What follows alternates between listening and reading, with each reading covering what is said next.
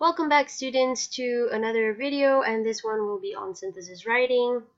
This is mostly going to be a revision type of video, so it's just more of a refresher for you guys. Alright, let's get right into it. Okay, first things first, we need to look at the lesson objective to identify patterns across text that we have read, to create main statements that encompass or link the main point. So those are the lesson objectives. So what is synthesis writing in WACE?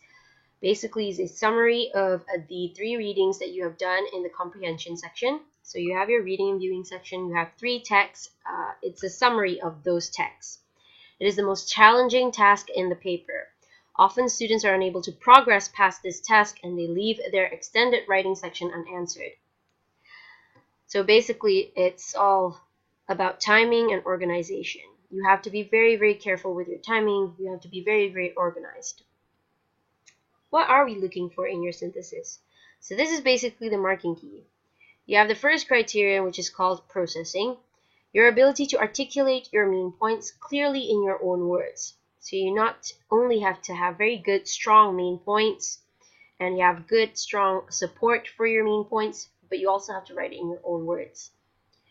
And criterion 2 is synthesizing. So basically, this is your ability to draw connections from the 3 texts that you have read with suitable references. We'll get further into what exactly is synthesizing. How do you synthesize? Criterion 3 is statement of view and support. So did you include a relevant personal experience or not? And criterion 4 is reference to text, ability to make effective reference to all texts. And that's the marking criterion. Okay, so steps on how to approach a synthesis. First of all, you need to read the question carefully. Use your skimming and scanning techniques. Secondly, you need to briefly summarize the relevant ideas from each text as your own notes. Use different color highlighters to help yourself. Thirdly, link the ideas together. Be careful to think about how the ideas relate to each other and to the question. And then add your own knowledge and or experience to one of the points. And finally, write your synthesis. Move from listing to explaining how the ideas between texts are related.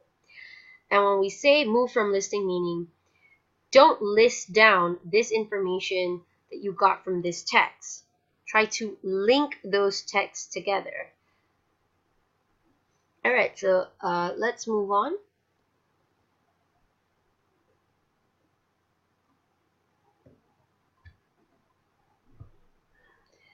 Alright, so points about synthesis writing. You do not need an introduction. You do not need a conclusion. It is important to answer the question. You must do exactly what you are asked. You only need one example of your own knowledge and experience. You do not get more marks for one. So remember, the question is testing your ability to read and understand the text. So you must show your understanding by choosing the relevant information only, and clearly relating the points from the text together into one main idea for each paragraph. Alright, a reminder on how to draw connections. Step 1.